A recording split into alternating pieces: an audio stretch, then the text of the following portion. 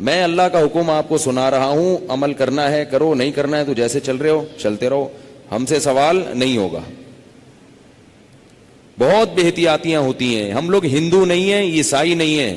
مسلمان بننا ہے تو تمیز سے بنو بھائی, نہیں بننا ہے تو پھر انگریزوں کے کلچر کو فالو کرو, وہ بہت ایڈوانس جا رہے ہیں آج کل. بار بار کہتا ہوں یہ کیا, نہ ادھر کے نہ ادھر کے.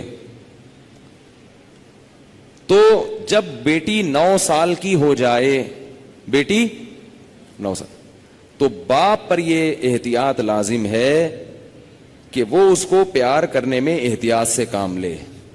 بہتر یہ ہے کہ اپنی باڈی کو اس کی باڈی سے دور رکھے.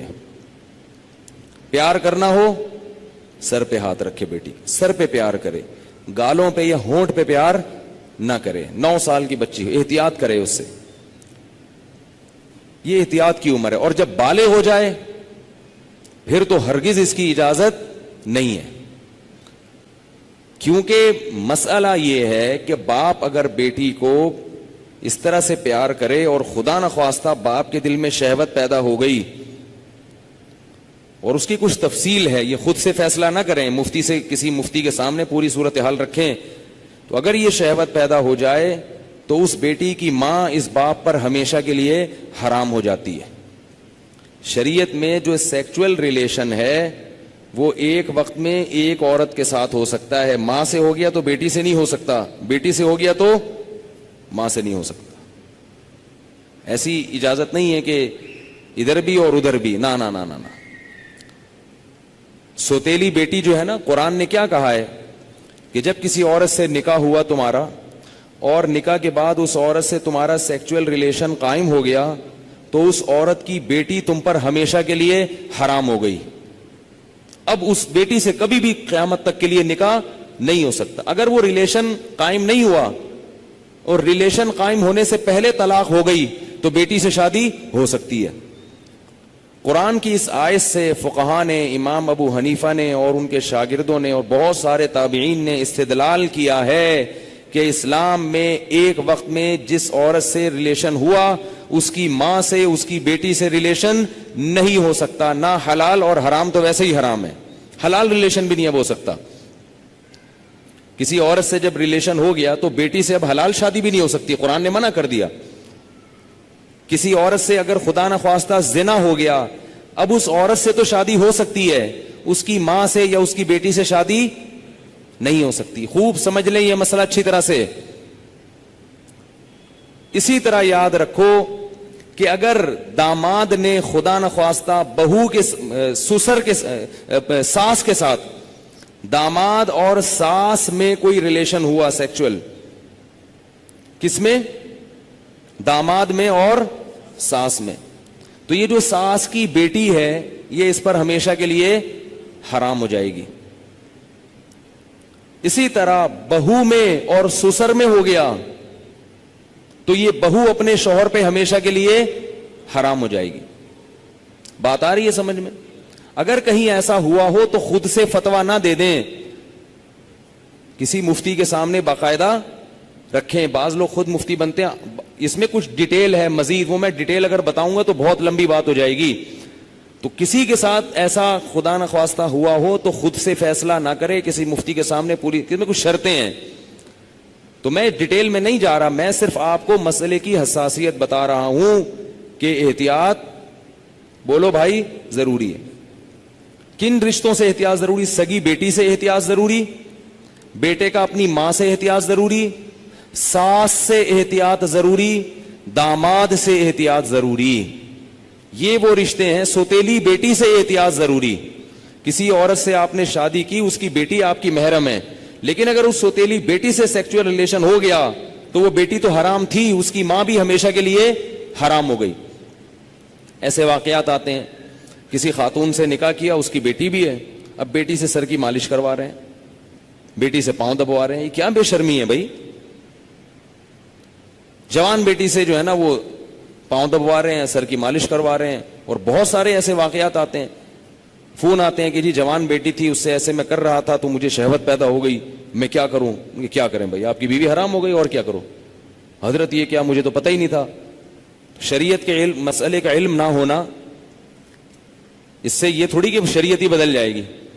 آپ گئے پاکستان آئے, آپ کو نہیں پتا کہ لال بتی پہ گاڑی روکنی ہے اور ہری پہ چلانی, آپ کو پتا نہیں تھا.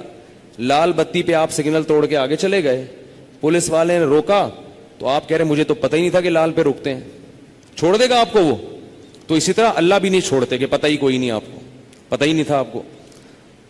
تو یہ خوب سمجھ لیں, ان رشتوں میں احتیاط کی بہت سخت ضرورت ہے. اسلام پاکیزہ نظام بنانا چاہتا ہے. بہو گھر میں آئی ہے تو سسر کے لیے وہ بیٹیوں کی طرح ہے. جب بھی اس پہ نگاہ ڈالے, کیسی نگاہ ڈلے گی؟ بیٹی جیسی. اور اس کو ہاتھ نہ لگائے. پیار کرنا ہے بہو کو, سر پہ ہاتھ رکھے. سمجھ رہے ہیں؟ نہیں سمجھ میں آ رہی نا, کیا کریں؟ بہو کو پیار کرنا ہے تو کیا کرنا ہے؟